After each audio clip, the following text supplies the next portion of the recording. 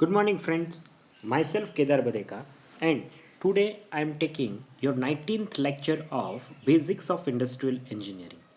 So, in the previous series of the lecture, we tried to discuss the various new things about the recording techniques through the various kind of the diagram. We try to understand the basic things about the string diagram, cycle graph, chronocycle graph, and the critical examinations technique, how to do a critical examinations of any kind of the procedure, any kind of the operations, any kind of the maintenance problems. That is the main important thing, which this kind of the approach you have to generate, you have to develop into your working life whenever you are working in industries as an engineers.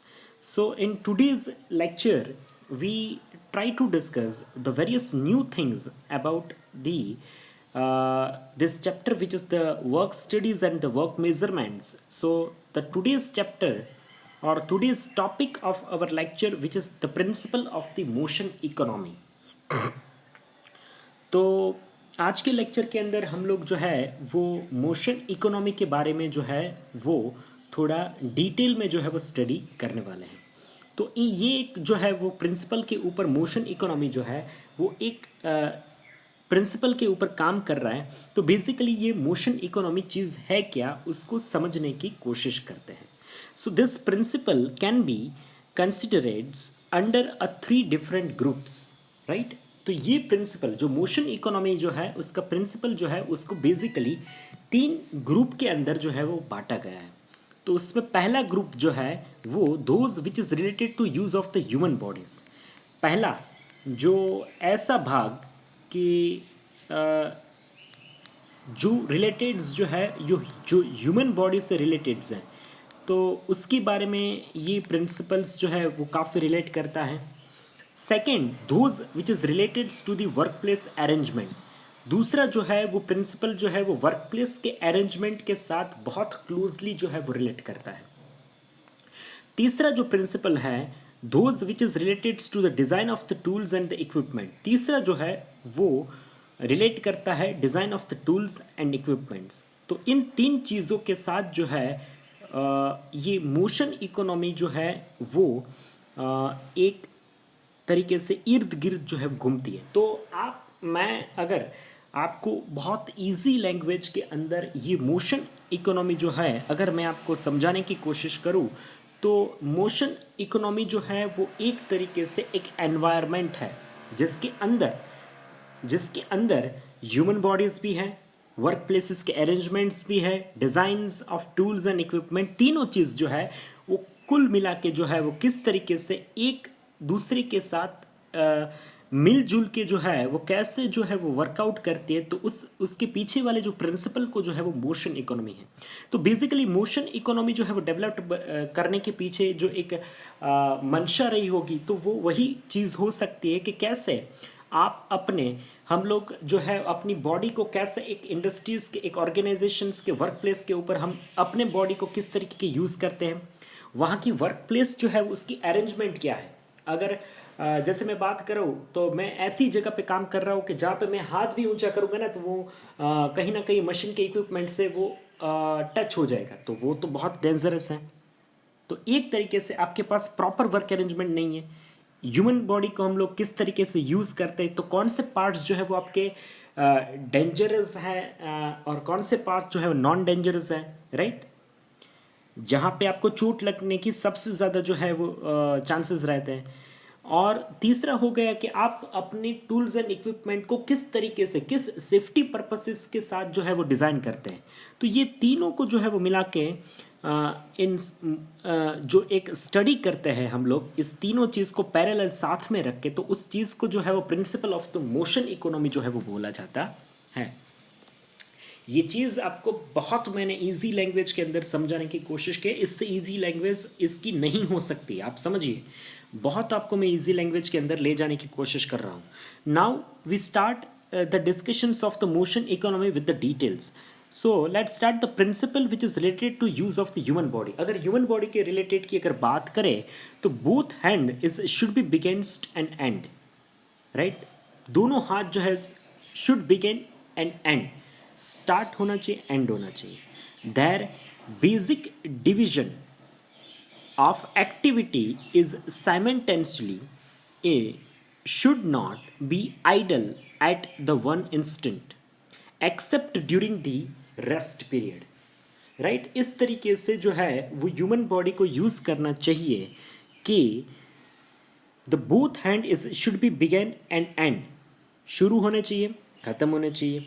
The basic divisions of the activity, तो आप अपने काम को इस तरीके से बारी बारी से जो है वो साइमल्टेनियसली जो इसको डिवीजन करिए, उसको काम दीजिए कि should not be idle at some instant, जो है वो खाली नहीं रहना चाहिए, except during the rest period, जब वो काम नहीं कर रहा है, रेस्ट कर रहा है, तब वो खाली रह सकते.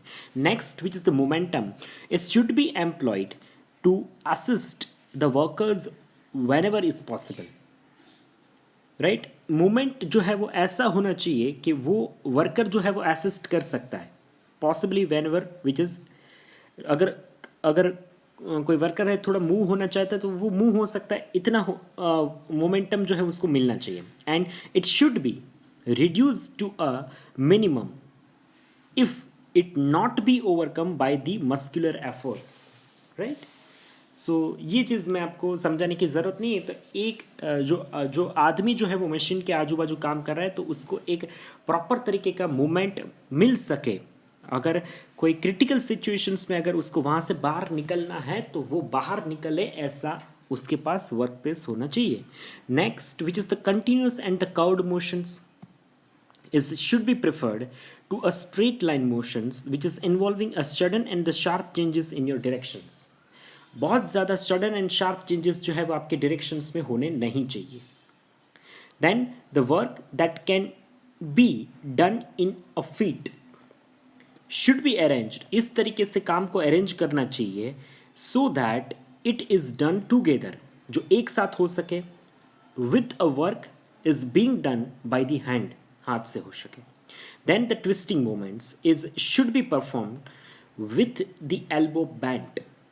द ट्विस्टिंग मूवमेंट जो है वो शुड बी परफॉर्म, राइट, वो एक तरीके से ऐसे तरीके से काम करनी चाहिए, परफॉर्म करनी चाहिए कि जिससे जो है वो एल्बो जो है वो अपने ज़्यादा बैंड ना हो. तो इस तरीके से ह्यूमन बॉडी को आपको यूज़ करना चाहिए. So this is all about the motion economy. Now the principle which is related to the arrangement and the conditions of the work place. Work place का अरेंजमेंट कैसा होना चाहिए और आपके वर्क प्लेस की कंडीशंस कैसे होनी चाहिए. A fixed location should be provided for all the tools and materials so that to permit a best sequence to eliminate, search and select. एक तरीके से हर एक चीज़ की, हर एक टूल की, हर एक मटेरियल्स की जो है वो एक प्रिफर्ड जो है वो एक तय की हुई जो है वो एक जगह होनी चाहिए, एक सीक्वेंस के अंदर उसको रखना चाहिए, ताकि आपको जब उस चीज़ को जो है वो निकालना हो, आपको ढूंढना हो या फिर आपको किसी भी चीज़ को सेलेक्ट करना हो तो आप बिना वक्त को गंवाएं, राइट, उस टाइम पे आपको ढूंढना नहीं पड़ेगा. इस तरीके से आपको उसको अरेंज करना चाहिए. Then a gravity bins and drops delivery is should be used to reduce a reach and move times.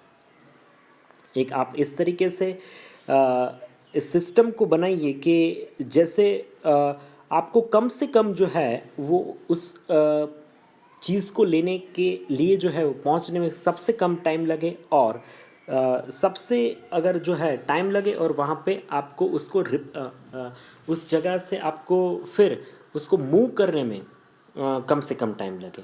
Then you have to use is may be made of the ejectors for removing the finished part. आपको ejectors जो है वो लगाने चाहिए, जो parts जो है जिसके ऊपर ऑपरेशंस ख़त्म हो जाता है तो आप इजेक्टर लगा के उस इजेक्टर पिन को रिमूव करके उसको ईजिली आप बहुत स्पीड में आप उसको रिप्लेस कर सकते हैं और दूसरा जो ऑपरेशन जो है उसके ऊपर स्टार्ट कर सकते हैं. तो work table height, work table की हाइट कितनी होनी चाहिए, is should be permit the work by the operator in alternative seating and standing posture. जो वर्क टेबल की हाइट जो है वो नॉर्मल ऐसी होनी चाहिए कि वो आदमी खड़ा होके और बैठ के दोनों कंडीशंस के ऊपर जो है वो वर्क टेबल के ऊपर जो है वो काम कर सकता हो, ऐसी उसकी जो है वो हाइट या फिर एक तरीके से इसकी सिचुएशंस जो है वो होनी चाहिए। Then a glare free adequate illuminations, proper ventilations and temperature is should be provided. उसको आप जिस भी वर्क प्लेस के अंदर जो है वो आपके सारे वर्क फोर्सेस जो काम कर रहे हैं तो वहाँ पे एक क्लियर जो है इल्यूशंस होना चाहिए, एडिक्वेट एल्यूमिनेशंस होना चाहिए, एक प्रॉपर तरीके का वेंटिलेशंस होना चाहिए जहाँ से जो है वो एयर वेंटिलेट हो सकती हो, और एक प्रॉपर टेम्परेचर जो है वो अंदर मेंटेन होना चाहिए जो ह्यूमन बॉडी के लिए एडिक्वेट हो, जिस टेम्परेचर के अंदर इजीली जो है वो अपनी बॉडी जो है वो काम कर सकते, ऐसा टेम्परेचर जो है वो आपको वहाँ पे प्रोवाइड करना चाहिए। The next, which is the principle of the motions economy, you can see that the principle of the motion economy, तो आपके एक यहाँ पे एक जो है वो एक स्कीमेटिक फिगर दिया गया है। तो आपको मैक्सिमम दोनों हाथ अगर आप फैला के देखिए तो सारा काम जो है वो दोनों हाथों के एरिया में जो है वो होना चाहिए। तो उसमें तीन conditions, maximum conditions, assemble conditions और नॉर्मल कंडीशंस। तो आप मैक्सिमम की अगर बात करें तो आपसे जो वर्क टेबल जो है वो 9 सेंटीमीटर के डिस्टेंस पे होना चाहिए। आपको टेबल से 30 सेंटीमीटर जो है वो आप चौड़े है, इस हिसाब से जो है वो ये इसको डिज़ाइन किया गया है कि नॉर्मली आपका हाथ जो है वो जो है नॉर्मल कंडीशंस के अंदर 40 सेंटीमीटर तक के नॉर्मल काम जो है वो कर पाएगा। असेंबल काम जो है वो 50 सेंटीमीटर्स और 60 which is the maximum highest limit, जो 60 सेंटीमीटर तक की दूरी तक जो है वो काम आपको वहाँ पे टेबल के ऊपर जो है वो डिज़ाइन करने चाहिए, ताकि एक तरीके से जो भी ह्यूमन बॉडी उस प्लेटफॉर्म के ऊपर काम कर रही है वो इजीली अपने टास्क जो है वो परफॉर्म कर पाए, और एक बेटर तरीके से जो है इस चीज़ को हम लोग इसको फॉलो कर सकते हैं। तो मैक्सिमम आप देख लीजिए कि आप इसकी एंगल विजिबिलिटीज़ कितनी होनी चाहिए। दूसरे सिमेट्रिकल फिगर्स के अंदर जो है वो आपको ये चीज़ को बताया गया है कि कितने आपके आर्म जो है वो बैंड हो सकते हैं, मैक्सिमम उसको कितना बैंडिंग मोमेंट तक उसको जाना चाहिए, और किस तरीके से जो है एक एडिक्वेट प्रॉपर जो है वो अरेंजमेंट आप इसकी हेल्प से उसको प्रोवाइड करवा सकते हैं। The principle which is related to the designs and equipment use the colour, shape and size coding to maximise the speeds and minimise the error of the finding control. आपको error find out error कम से कम हो, और हो तो उसको find out करने के लिए आपको कलर, साइज और डिफरेंट कोडिंग जो है वो सिस्टम को यूज़ करना चाहिए। You have to use a simple on off either indicators whenever it is possibles. All the levers, handles, wheels and other control device, it should be readily accessible। वो सारे accessible होना चाहिए। आपको emergency के time के ऊपर आप उसको easily जो है वो readily यूज़ कर सकते हैं, ऐसे accessible होना चाहिए to the operator and should be designed to as to give the best possible mechanical advantage। वो सबसे ज़्यादा मैकेनिकल एडवांटेज दे, इतने हाई स्पीड और इतने एक्यूरेट वर्किंग कंडीशंस में होने चाहिए। Use a quick acting fixtures, आपको एक क्विक एक्टिंग जो है वो फिक्सचर्स जो है वो यूज़ करने चाहिए to hold and hold the parts और materials upon which the work is being performed, upon which the work.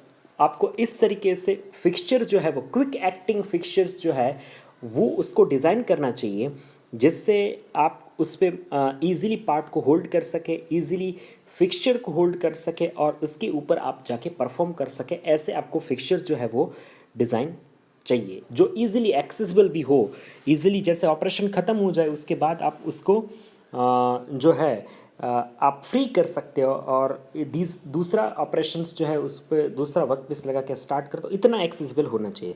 Use a stop guide to reduce a control necessary in positioning the motions. आपको stop guide जो है वो use होना करना चाहिए ताकि आपको कोई मोशंस अगर हो रही है इक्विपमेंट के अंदर तो ईजिली वो स्टॉप हो जाए ऑटोमेटिकली, ऐसे डिज़ाइन करना चाहिए।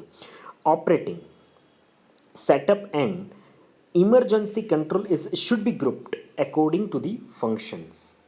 So these are the two kind of the installation proposed method, which is a recommendation phase and implementation phase. So maintain the proposed method. First you have to follow up, you have to take the follow up, you have to monitoring and control, Then you have to audit and saving, review the approach, evaluations of the effectiveness of the proposed methods. Then, so these are the 5 basic steps. First you have to take any kind of the follow up, right? आपको पहले follow up लेना चाहिए, फिर उसको monitor करो, फिर उसको control करने की कोशिश करो, फिर उसके पीछे आप उसका audit लगाओ, क्या क्या changes आपको observe हो रहे उसको identify करने की कोशिश करिए. जैसे अब ऑडिट होने के बाद आप उस चीज़ को रिव्यू करिए, करेक्शंस के बाद आपको रिव्यू करना पड़ेगा ना. आप किसी भी चीज़ के अंदर जो है वो आप करेक्शंस कर रहे हो, तो करेक्शंस करने के बाद वो चीज़ प्रॉपरली जो है वो वर्कआउट हो रही है कि नहीं, तो वो भी आपको एक चेक करना पड़ेगा. And after that you have to continuously evaluations of that effectiveness of the proposed method. आपको जो है वो प्रपोज्ड किए हुए मेथड को जो है वो कंटिन्यूसली जो है वो उसको इवैल्यूएट करना चाहिए, ताकि उसकी इफ़ेक्टिवनेस के बारे में आपको सही से जो है वो जानकारी सही समय पे आपको मिलती रहे. तो this are the things we have to discuss in today's lecture. So आज के लेक्चर के अंदर बेसिकली हमने जो चीज़ डिस्कस करने की कोशिश की है वो मोशन इकोनॉमी के जो प्रिंसिपल्स जो है वो प्रिंसिपल को हमने कोशिश करने के लिए, तो बेसिकली वो प्रिंसिपल्स 3 चीज़ों के लिए है: human body, use of the human body, then work place के लिए, वर्क प्लेस अरेंजमेंट्स के लिए, and third which is the किस तरीके से डिज़ाइन टूल और इक्विपमेंट को डिज़ाइन कर सकते हैं. इस रिगार्डिंग्स के जो है वो इस रिगार्डिंग इस बेसिस के ऊपर जो है वो आपके सारे मोशन इकोनॉमी जो है उसके प्रिंसिपल्स जो है वो काम करते हैं. और इस तरीके से आपका वर्क प्लेस डिज़ाइन होना चाहिए ताकि एक इफ़ेक्टिव एनवायरनमेंट के अंदर जो है वो आप प्रोडक्शन कर सकते हैं. तो अगर ये टॉपिक के अंदर आपको किसी भी चीज़ की डिफ़िकल्टीज़ हो, कोई भी चीज़ समझ में ना आई हो, तो आप मुझे डेफिनेटली जो है आपके क्वेश्चंस, आपके डाउट कमेंट सेक्शन के पूछ सकते हैं. आपको ये वीडियो देखने के बाद आपके जो एनरोलमेंट नंबर जो है वो इस कमेंट सेक्शंस के अंदर आपको लिखना है. वो जो है वो आपकी ऑनलाइन अटेंडेंस के तौर पे अभी काम कर रहे हैं. सो this is all about the today's lecture. Thank you so much.